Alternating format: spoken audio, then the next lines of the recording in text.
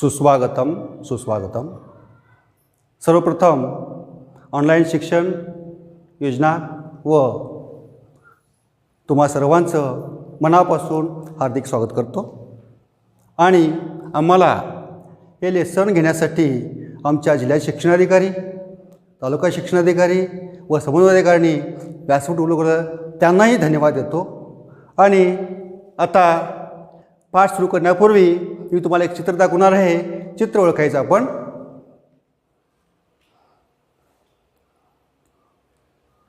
माझं नाव श्री तानाजी कांबळे, सहशिक्षक, सरकारी उच्च प्राथमिक मराठी शाळा, हरगापूर गड, तालुका हुक्केरी, शैक्षणिक जिल्हा चिक्कोडी. आता इथं पहा, पहिल्या तुम्हाला चित्र दिसतंय. हे चित्र किंवा हे देव आहेत. ओळखा पाहू, कोण सांगतंय? ही कुठली मूर्ती आहेत?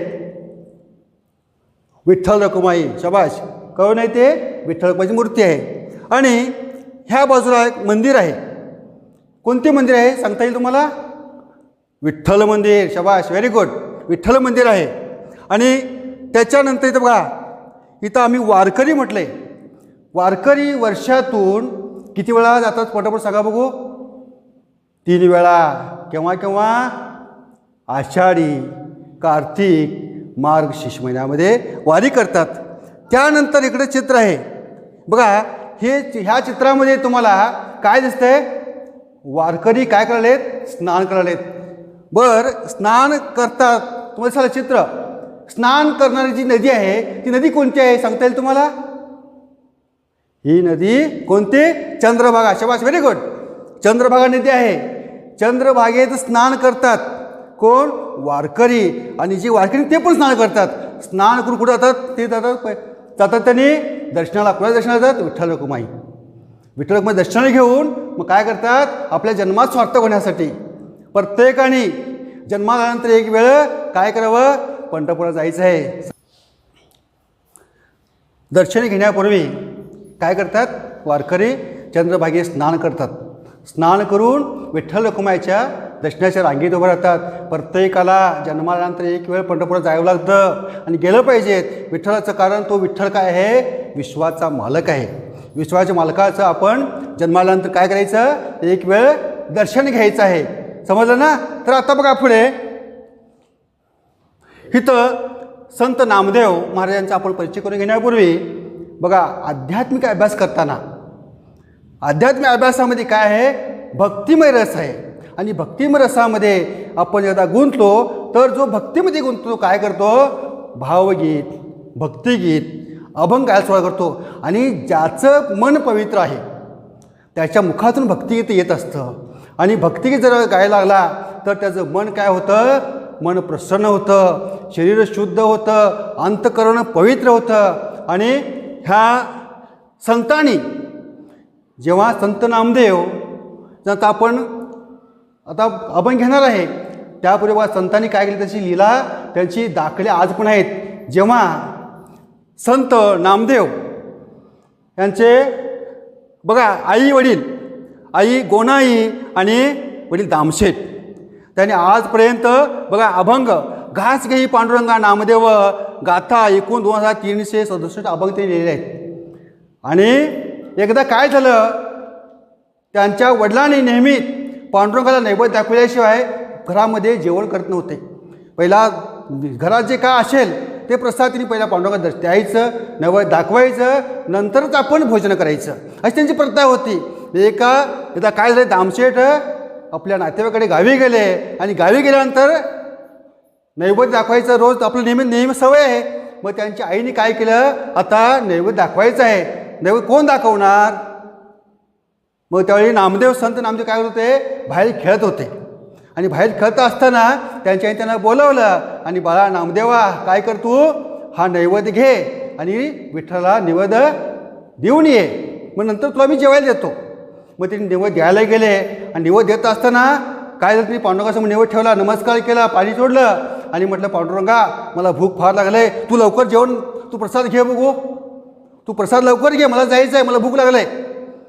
मग आजपर्यंत पांडुरंग जेवला नाही, त्याला माहीत नव्हतं. वडील फक्त नैवेद्य दाखवत होते पण प्रार्थना करायला त्याला माहीत नाही. पण त्याने त्या पांडुरंगाला आग्रह केला, जर तू हा नैवेद्य घेतला नाहीस तर मी तुझ्या चरणावर डोकं आपटेन, तुझ्या चरणावर मी डोकं आपटेन. त्यावेळेला तिने काय केलं, पांडुरंगाला अवतार घेऊन ती नैवेद्य प्राशन करावं लागलं. तसं हे संत नामदेव, त्यांचा जन्म 26 ऑक्टोबर 1270 झाला. बघा, त्यांचं नरसी हिंगोली. त्यांचंच एक अभंग आपल्या इयत्ता 6वीच्या पाठ्यपुस्तकात समावेश केला आहे. त्याचा आपण काय करायचं आहे, अभ्यास करायचा आहे. चला तर आता आपण अभ्यास करूया. बघा पुढे इथं त्यांचे अभंग आहे. हा अभंग मी तुम्हाला काय करतो, पहिल्यांदा वाचन करून दाखवतो. इथं इयत्ता 6वीमध्ये बघा शेवटचा अभंग आहे.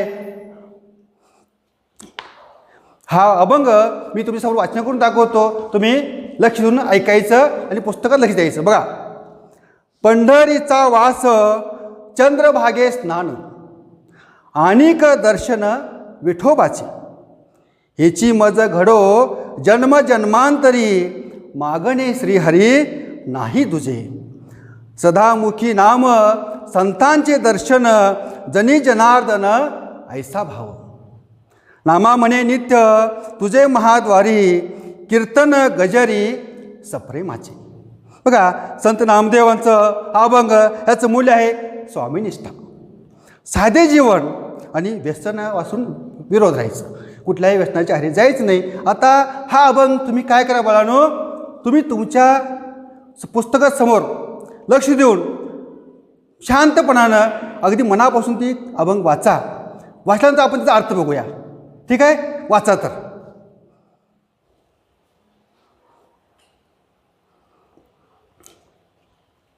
वाचलात? ठीक आहे. आता वाचना झाल्यानंतर ह्या पाठामध्ये, ह्या अभंगामध्ये काही नवीन शब्द आलेत. नवीन शब्द बघा. आता वास म्हणजे काय? वास म्हणजे वस्ती करणे, त्या ठिकाणी राहणे. स्नान तुम्हाला परिचित आहे, तुम्ही रोज स्नान करता म्हणजे आंघोळ करता. मज म्हणजे मला, दुजे म्हणजे दुसरे, मुखी म्हणजे तोंडात, तोंड, आणि ऐसा म्हणजे असा. समजलं तुम्हाला? तर आता ह्या अभंगाचं सारांश बघा. नामदेव म्हणतात, पंढरीचा वास चंद्रभागे स्नान.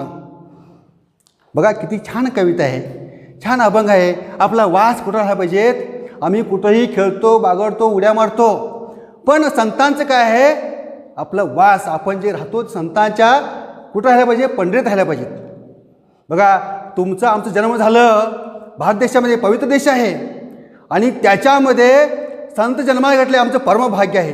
पण संतांचं दर्शन होणे चेष्टा नाही, त्याला खूप पुण्याई पाहिजे. आणि पुण्याई असते म्हणून संत काय म्हणतात, आपला वास कुठं राहायला पाहिजेत? आम्ही कुठं राहायला पाहिजेत? पंढरीच्या पांडुरंगाच्या द्वारात राहायला पाहिजेत. आणि काय करायचं? कुठं स्नान करायचं आहे? चंद्रभागेत, जी पवित्र नदी आहे, त्या पवित्र नदीमध्ये आपण काय करूया? स्नान करूया. पुढे काय म्हणतात बघा, अनेक दर्शन. आणि मला पुन्हा दर्शन होऊ दे, नियमितपणे, अनेक वेळा, एकदाच नव्हे.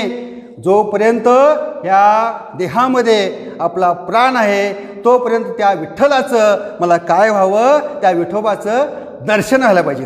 त्याचं मागणं आहे, देवा मला तू काय कर? अनेकदा मला काय कर? दर्शन दे. पुढे बघा काय म्हणतात, हेची मज घडो जन्म जन्मांतरी. हेच माझ्याकडून, मज म्हणजे मला, केव्हा? जोपर्यंत माझा पृथ्वीवर जेव्हा जन्म येईल, जेव्हा ह्या मनुष्य योनीमध्ये मी जन्माला येईन, तेव्हा जन्म जन्मांतरी, एकदाच नव्हे. आणि जर तुझं दर्शन होणार असेल तर मला काय कर? तुझं दर्शन घडू दे. माझं दुसरं काही मागणं नाही. आम्ही देवाकडे काय मागतो? परीक्षा आली की देवा मला पास कर, मला अमुक दे, तमुक दे. पण संत काय मागतात? तुझं दर्शन घडू दे, तुझ्या सहवासामध्ये राहायला संधी दे. संतांचं मागणं, आमचं मागणं तुम्हाला माहीत आहे बाळांनो, आपण काय मागतो ते. परीक्षाला तर आपण देवाला जातो, तोपर्यंत आपण देवाला जात नाही. पण संत काय म्हणतात? जोपर्यंत आपलं देह आहे, ह्या देहामध्ये प्राण आहे, तोपर्यंत तुझं विठोबा मला दर्शन व्हावं. हेची बघा, हेची मज घडो आणि मागणे श्रीहरी. मला दुसरं काही मागणं नाही. त्या श्रीहरीकडं, त्या विठ्ठला परमात्माकडं काय म्हणतो तो? हेच माझं मागणं आहे, दुसरं माझं काही मागणं नाही. बघा पुढे काय म्हणतात, सदा मुखी सदा नाम, ह्या मुखातून काय व्हायला पाहिजेत, सतत अखंड तुझं नामस्मरण व्हावं. आणि नामस्मरण करण्यासाठी वेळ काळ लागत नाही. चालता बोलता खाता पिता आपण देवाचं नामस्मरण करू शकतो. नामस्मरणासाठी वेळ काढायची गरज नाही. आणि नामस्मरणामुळे बघा वाल्याचा वाल्मिकी झाला, नामस्मरणामुळे भक्त प्रल्हाद तरला गेला, नामस्मरणामुळे जनाई संत लोक काय आले, तरले गेले. तुम्ही आम्ही पण तरू शकतो, पण आमच्या मनात अशी त्या स्वामीविषयी त्या देवाविषयी एक निष्ठा पाहिजे. एक निष्ठेने जर तुम्ही देवाची उपासना केला, एक निष्ठेने जर देवाचं नामस्मरण केला, तर देव तुम्हाला कुणाचे उपकार देव ठेवून घेत नाही, त्याचं परतफेड करत असतो. बघा बरेच संत नामस्मरण तरलेत, त्या संतांचं काय म्हणतात त्यांनी, मुखी सदानामाने दर्शन कुणाचं व्हावं, संतांचं. संतांच्या रूपाने आपला परमेश्वर पांडुरंग भेटत असतो. देव तुम्हाला मागच्या देव देवळात नसतो, पण संतांच्या रूपात आपल्याला अप्रत्यक्ष दर्शन, आपलं कामं घडा. एखादं काम असेल तर आपल्याला एक सरळ माणसं, बाबा तुम्हाला भेटलास, देवासारखं भेटलास, तुझ्यामुळे माझं काम झालं, तू देवच असतो. त्याच्या रूपातून तो येऊन तुमचं कामं करू देत असतो. म्हणून संतांचं दर्शन, मला कुणाचं दर्शन घडावं, संतांचं. आम्ही टी व्ही दर्शन घडावं म्हणे, आपण म्हणतो टी व्ही दर्शन व्हावं मला नाही. संत काय म्हणतात, मला संतांचं दर्शन व्हावं. जनी जनार्दन ऐसा भाव, जनी ह्या जगामध्ये जनार्दन म्हणजे तो पांडुरंग काय आहे, तो मला एकच जनार्दन असं माझा एकच भाव आहे. तू ह्या जगाचा विश्वाचा मालक एकटाच आहेस. आणि आपण एकाच निष्ठा ठेवून त्या एकाच दर्शन जर घेतलं, एकाच नामस्मरण केलं, तर आम्हाला आयुष्यामध्ये कधीही काही कमी पडणार नाही. असं संतांचं बघा. नामा म्हणे नित्य तुझे महाद्वारी. नामदेव महाराज काय म्हणतात, अखंड तुझ्या महाद्वारामध्ये, तुझ्या अंगणामध्ये. आपण जेव्हा काय बघा लोक दंडवत घालतात, देवाच्या अंगणात दंड घालतात. का म्हणून, माझी इच्छा पूर्ण होऊ दे म्हणून, माझी मनोकामना पूर्ण होऊ दे म्हणून. पण संत काय म्हणतात, तुझ्या महाद्वारात, तुझ्या अंगणात माझं काय व्हावं, तुझे बघा महाद्वारी कीर्तन, तुझं भजन कीर्तन नामस्मरण आम्हाला सतत या कानावरती, दुसरं काही नको ऐकायला. मला फक्त कीर्तन ऐकायचं आहे, गजर ऐकायचं आहे, विठ्ठल विठ्ठल माऊली असं तुझं नामस्मरण करताना मला ऐकायचं आहे. आणि तुझ्या हे मी तुला अगदी मनापासून सप्रेमापासून सांगतो आहे, असं संत या अभंगामध्ये सांगितलेत. ठीक आहे, ह्यात काय तुम्हाला शंका आहेत बाळांनो? नाही ना? ठीक आहे. आता हा जो अभंग आहे, तो अभंग आपण काय करूया, गावायचा आहे. मी पहिला तुम्हाला गाऊन दाखवतो, नंतर तुम्हाला सांगतो व तुम्ही गायचं आहे. ऐकूया. पंढरीचा वास चंद्रभागे स्नान, पंढरीचा वास चंद्रभागे स्नान, आनिक दर्शन विठोबाचे, आनिक दर्शन विठोबाचे, पंढरीचा वास चंद्रभागे स्नान, हेची मज घडो जन्मजन्मांतरी,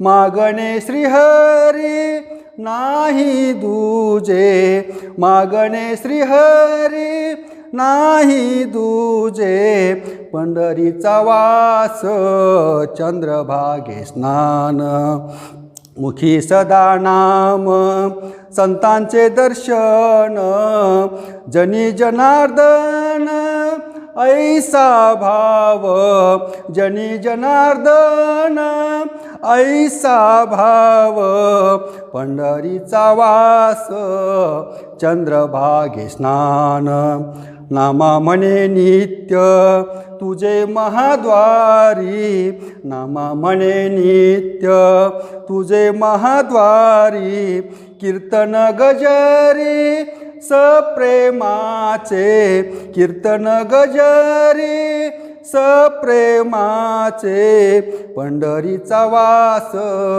चंद्रभागे स्नान, आनिक दर्शन विठोबाचे, पंढरीचा वास चंद्रभागे स्नान. ऐकलात? आवडलं तुम्हाला? आता काय करायचं, तुम्ही म्हणणार ठीक आहे मी सांगतो, तुम्ही म्हणायचं. हां, नंतर तुम्ही आम्ही मिळून म्हणूया. पहिला तुम्हाला सांगतो तसं म्हणा. बघा,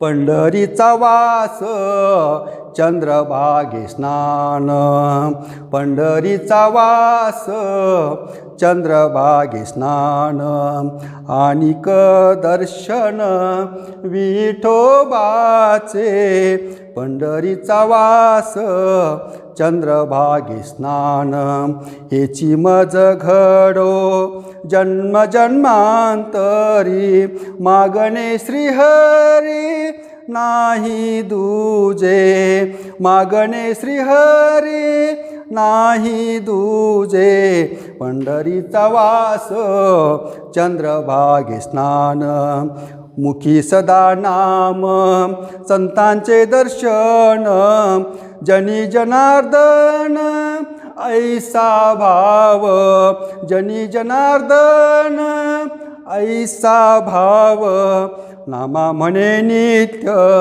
तुझे महाद्वारी, कीर्तन गजरी सप्रेमाचे, कीर्तन गजरी सप्रेमाचे, पंढरीचा वास चंद्रभागे स्नान, पंढरीचा वास चंद्रभागे स्नान. ऐकलात? आवडलं तुम्हाला? आता तुम्ही आम्ही दोघांनी मिळून काय करूया? म्हणूया, तुम्ही माझ्यासोबत म्हणायचं. म्हणता ना? ठीक आहे, चला. पंढरीचा वास चंद्रभागे स्नान, आनिक दर्शन विठोबाचे, आनिक दर्शन विठोबाचे, हेची मज घडो जन्म जन्मांतरी, मागणे श्रीहरी नाही दूजे, पंढरीचा वास चंद्रभागे स्नान, मुखी सदा नाम संतांचे दर्शन, जनी जनार्दन ऐसा भाव, जनी जनार्दन ऐसा भाव, नामा म्हणे नित्य तुझे महाद्वारी, कीर्तन गजरी सप्रेमाचे, कीर्तन गजरी सप्रेमाचे, पंढरीचा वास चंद्रभागे स्नान, पंढरीचा वास चंद्रभागे स्नान. छान आहे. ऐकलं ना तुम्ही? बरं, आता बघा पुढं ह्याचं तात्पर्य काय आहे? ह्या अभंगाचं तात्पर्य काय आहे? भक्ती. आपल्यामध्ये भक्ती निर्माण झाली पाहिजे, प्रामाणिकपणा आला पाहिजे आणि आदर्शी विचार. आपले विचार पण आदर्शी पाहिजेत. आपले विचार लोकांना आदर्श वाटला पाहिजे. आपण बोलताना, चालताना, वागताना आपलं संस्कार, आपले विचार, संस्कृती आमच्या बोलण्या वागण्यात दिसून येते. एखादा विद्यार्थी सरळ बोलला तर तुम्ही येताना काका नमस्कार म्हणत तुमचे संस्कार ओळखतात. तसं काय इथं आचार, विचार, भक्ती इथं आपलं प्रामाणिक. त्यानंतर बघा ह्या पाठाच्या खाली काही प्रश्न आहेत. त्या प्रश्न तुम्हाला विचारतो, तुम्ही उत्तर द्यायचे. देणार ना? ठीक आहे. चला बघा. नामदेव महाराज कोठे राहावे असे? कुठे राहावे वाटते नामदेव महाराजांना? पंढरीचा वास चंद्रभागेच्या तीरावरती, पांडुरंगाच्या महाद्वारामध्ये त्यांना राहावंसं वाटतं. कुठं राहावंसं वाटतं? पंढरीमध्ये आणि चंद्रभागेच्या तीरावर त्यांना राहावं वाटतं. बघा पुढे म्हणतात कशाचे स्नान व्हावे असे नामदेव म्हणतात. स्नान कुठे करतात? चंद्रभागेत. बघा कशाचे स्नान? चंद्रभागेचं. बघा चंद्रभागेचे स्नान आणि विठ्ठलाचं काय व्हावं? दर्शन व्हावं. बघा मुखाने कोणा स्तुती करावी अशी नामदेव वाटते? अखंड तुझे विठ्ठलाचं काय व्हावं? नाम व्हावं असं त्यांना वाटते. बघा पुढे काय म्हणतात? बघा पांडुरंगाकडे नामदेव कोणते मागणे करतात? बघा कोणतं मागणे त्यांचं? अखंड तुझे. बघा नामा म्हणे तुझं महाद्वारी, तुझ्या द्वारामध्ये काय आलं पाहिजे? मला अखंड कीर्तनाचं गजर ऐकायला मिळावं असं त्यांना वाटतंय. कुणाला? नामदेवाना. शाबाश. बघा आता पुढं इथं ही कविता काय स्वाध्याय आहे, तुम्हाला अभ्यास आहे. ही प्रश्न अभंग चालू. बघा ही कविता काय तुम्ही चालीवर म्हणण्यात आता तुम्हाला सांगितलेला आहे, अर्थ भाव तुम्हाला सांगितलं आहे आणि त्याचं चाल पण झालं. बघा चालीवर तुम्ही म्हणण्याचा प्रयत्न करा. त्यानंतर तुमच्या शब्दात, आता मी सांगितलं तुम्ही ऐकला तो तुमच्या शब्दात लिहायचा प्रयत्न करा आणि ह्या कवितेच्या खाली जे प्रश्न आहेत त्या प्रश्नांची उत्तरं लिहा. बघा आता हे पाठ तुम्ही ऐकला, काय शंका नाही ना? समजलं सगळ्यांना? धन्यवाद.